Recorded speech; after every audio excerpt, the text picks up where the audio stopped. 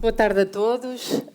Então, depois de falarmos todas as potencialidades da inteligência artificial, como a Guilherme diz, eu tenho aqui a fava, que é mostrar o que é que, enfim, a nossa legislação, o nosso legislador, e neste caso o legislador comunitário, está a preparar. Aliás, já preparou, já aprovou, está em fase final de publicação, vai ser publicada em junho e entrará em vigor. Já vamos ver, porque até a aplicação é complexa, porque não tem um prazo simples de aplicação, tem vários prazos. E, portanto, que é regular, não vem regular a inteligência artificial, esse é o primeiro equívoco. O AI Act não regula a inteligência artificial, regula algumas utilizações da inteligência artificial e, portanto, alguns use cases da inteligência artificial.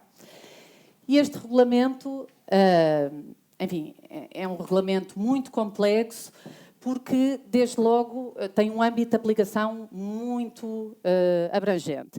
Aplica-se, enfim, estabelece aqui um conjunto que já vamos ver, bastante exigente de obrigações para os diferentes stakeholders em todo o life cycle da inteligência artificial e, portanto, desde as entidades que vão desenvolver, fornecer a quem as vai utilizar, portanto, os chamados deployers, o que a tradução, enfim, para português se refere a implantadores, que é assim uma tradução um bocadinho infeliz, mas, enfim, portanto, também se aplica a essas entidades e aplica-se não só a entidades que estejam na União Europeia, mas aquelas entidades que, ainda que não sejam residentes na União Europeia, pretendam fornecer estes produtos, soluções na União Europeia. E, portanto, mesmo às entidades, suponhamos nos Estados Unidos, na China, que tenham produtos e que se, enfim, direcionem ao mercado europeu, estas regras que nós vamos ver aplicam-se completamente e, portanto, têm um âmbito de aplicação extraterritorial.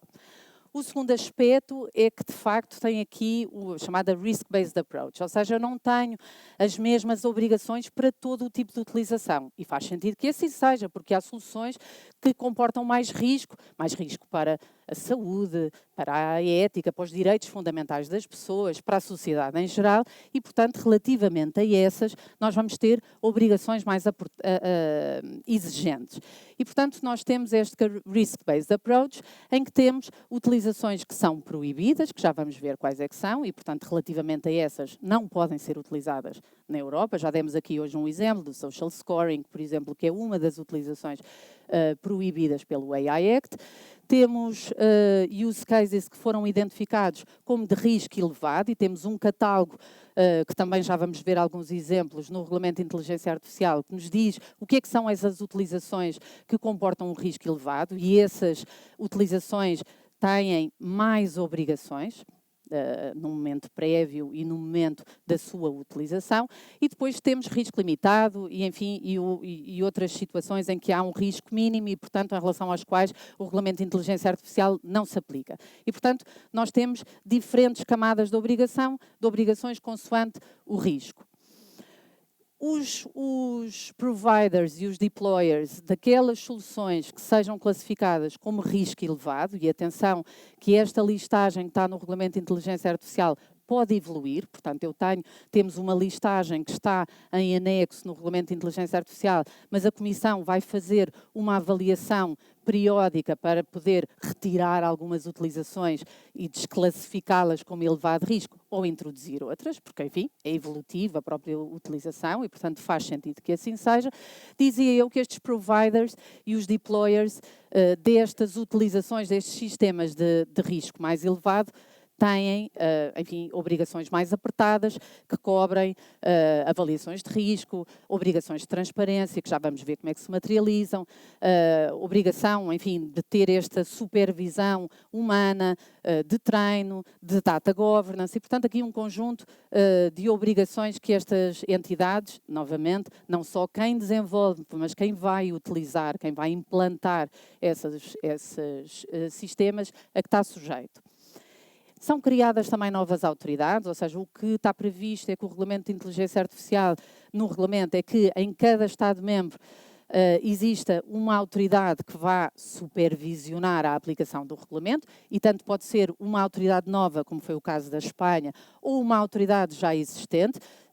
ainda esta semana passada, o Ministro das Infraestruturas, enfim, deu a notícia que será, pelo menos numa fase provisória, vamos ver se o provisório é para sempre, será a ANACOM a entidade reguladora em matéria de inteligência artificial. Para além disto, temos também, para além destas autoridades locais, temos outras duas entidades, portanto, o AI Office e o AI Board, que visa emitir aqui um conjunto de guidelines, de recomendações para ajudar não só as empresas, mas também as próprias entidades reguladoras que vão aplicar.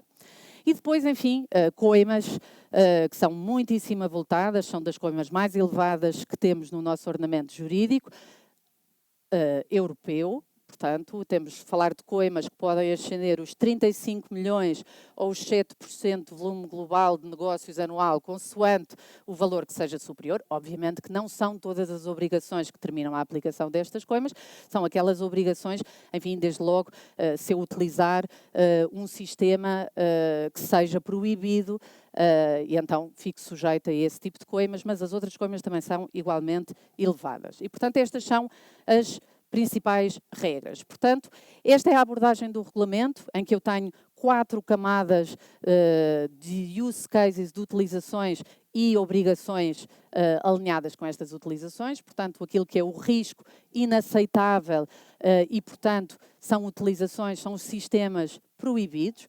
É o caso de reconhecimento facial das emoções no local de trabalho. Ou social scoring, são utilizações que são proibidas. Temos utilizações que são classificadas como de elevado risco e, portanto, essas aplicam-se todas as obrigações do AI Act. No domínio dos recursos humanos, há vários exemplos de utilizações ou de sistemas de elevado risco, eu já vou dar aqui mais algum detalhe. E depois temos estas duas camadas, duas layers de obrigações e de use cases que têm menos risco, comportam menos risco e, portanto, as obrigações são muito mais diminutas. O caso das utilizações, os sistemas de risco limitado ou específico, como é o caso da General Purpose AI ou da Gen AI, em que tem aqui obrigações especiais de transparência, mas já não tem todas as outras obrigações de avaliações de risco que têm as dos elevados risco, high risk, e depois temos aquelas utilizações que não comportam, que foram identificadas como não comportando qualquer risco e, portanto, não se aplica as obrigações do Regulamento de Inteligência Artificial, ainda que existam, obviamente, boas práticas. A ideia é que o tal AI Board imita um conjunto de recomendações para, enfim, garantir, mesmo nestas situações, uma utilização responsável de sistemas de inteligência artificial. Este é, no fundo, o catálogo de utilizações, aquelas que comportam mais risco. Deste lado tem as utilizações proibidas, e, portanto, que têm aqui, de facto, algumas utilizações, portanto, desde o social scoring, como eu disse, sistemas para classificar pessoas baseado em dados sensíveis e, no fundo, para identificar ou classificar as pessoas consoante a sua ideologia, orientação sexual ou a sua religião. Isto são utilizações proibidas.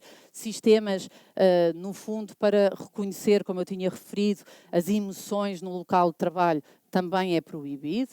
E depois temos os sistemas de elevado risco e que podem ver, desde logo, o training a nível, enfim, de educação, mas também a nível profissional e todas, ou quase todas as utilizações no âmbito laboral, portanto, desde o recrutamento à gestão de recursos humanos e a determinados acessos de dados, assim como, por exemplo, a utilização de dados para classificação do risco creditício de clientes, ou para a determinação do valor do prémio de um seguro. Também são consideradas como de elevado risco. E, portanto, este, como disse, é um catálogo que não é fechado e, portanto, durante a aplicação do AI Act podemos, de facto, ter aqui mais utilizações, mais sistemas que podem ingressar neste elevado risco, mas este é, de facto, o que temos à data. E, portanto, é a ideia e porque é que estas são classificadas como de elevado risco,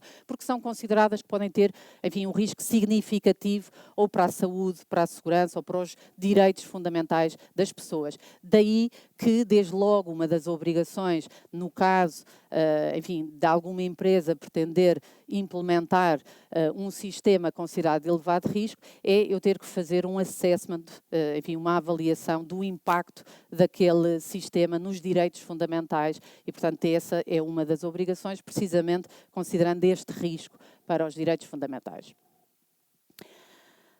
E, portanto, estas são as obrigações quando eu utilizo um sistema que esteja catalogado como high risk.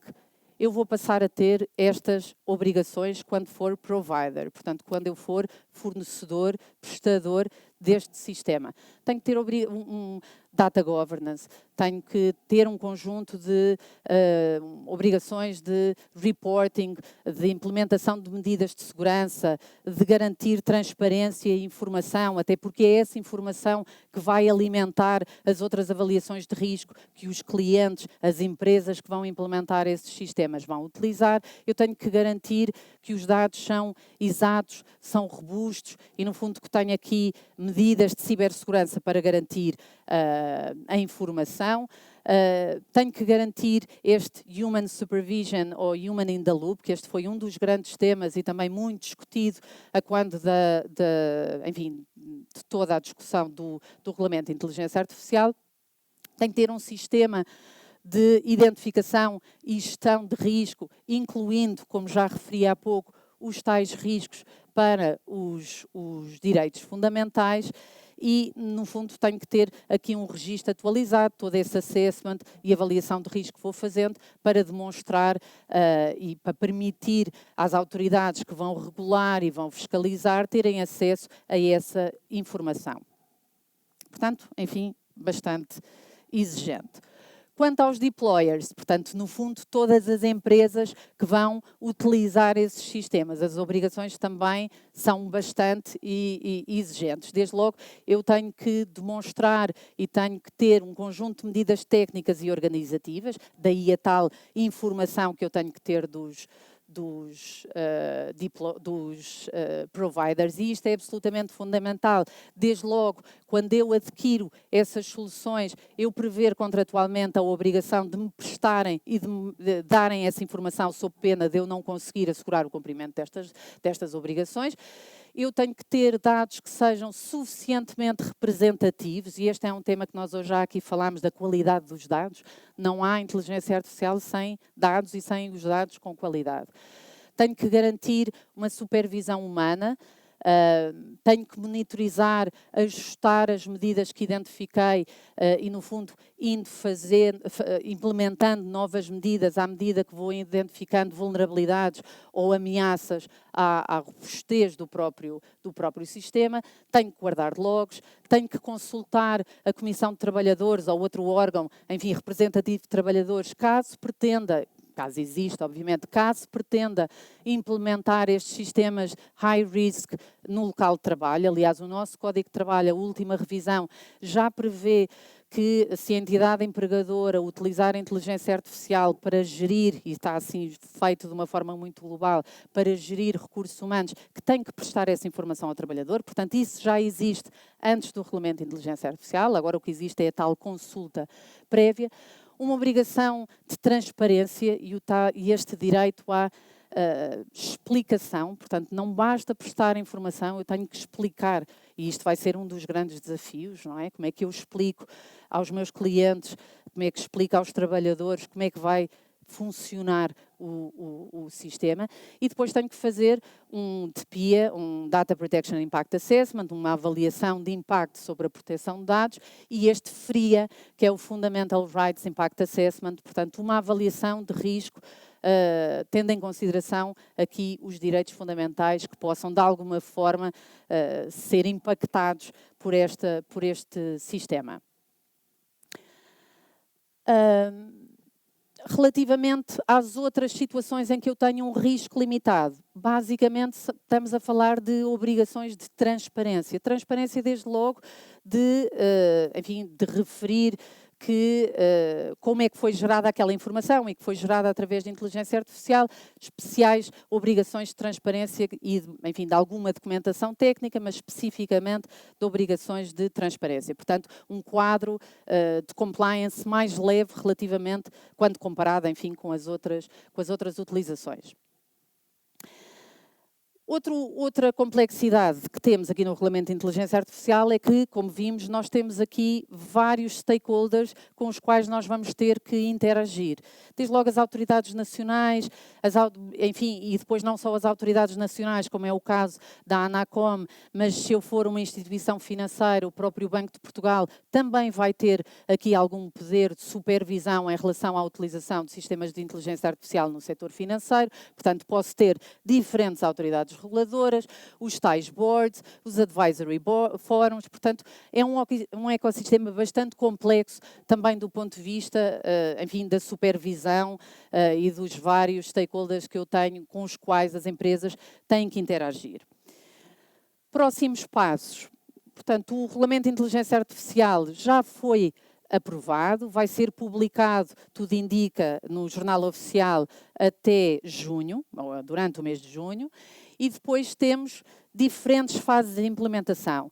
Nos primeiros 6 meses, portanto, após 6 meses, entra em vigor estas obrigações dos casos dos use cases proibidos e, portanto, a partir dessa data, eu não posso utilizar aqueles sistemas que estejam classificados como utilização proibida. A partir dos 9 meses são criados os códigos de conduta. 12 meses para a identificação das autoridades nacionais e também as obrigações relativas ao General Purpose AI e Gen AI, as tais obrigações de transparência e as sanções e as coimas que também se aplicam a partir desta data, mas o principal enfim, prazo, digamos assim, diria que seria este dos 24 meses a partir da data de entrada em vigor, que é aquele que é aplicável, enfim, às utilizações de elevado risco e são todas aquelas obrigações de avaliação de risco que nós falámos. Para finalizar, quais é que são os próximos passos? Desde logo eu devia, ainda que o AI Act não esteja ainda em vigor, como vimos, eu devia fazer um mapeamento das soluções que tenho em casa, desde logo para perceber se tem alguma daquelas que é classificada como proibida ou até de elevado risco para, enfim, antecipar aquelas que são as obrigações e fazer uma avaliação de impacto daquelas utilizações para perceber que obrigações é que eu tenho que fazer, que documentação é que eu tenho que pedir ao meu fornecedor e o que é que eu tenho que acautelar contratualmente, para, no fundo, identificar internamente aquilo que são políticas, contratos em vigor e, se necessário, rever esses contratos. E depois, enfim, começar a trabalhar na prestação de informação, que não vai ser tarefa fácil, aquela tal ideia da transparência e da explicabilidade, e, no fundo, começar a trabalhar com as áreas de comunicação interna para garantir que a mensagem é passada para os meus clientes, colaboradores, etc. Portanto, isto envolve várias áreas dentro da organização e, portanto, a sugestão será criar uma equipa multidisciplinar. Enfim, isto não é uma área, não é uma tarefa apenas de uma área, mas de várias áreas que, no fundo, são envolvidas para assegurar a implementação deste Regulamento de Inteligência Artificial que, enfim, como vimos, não será tarefa fácil. Muito obrigada.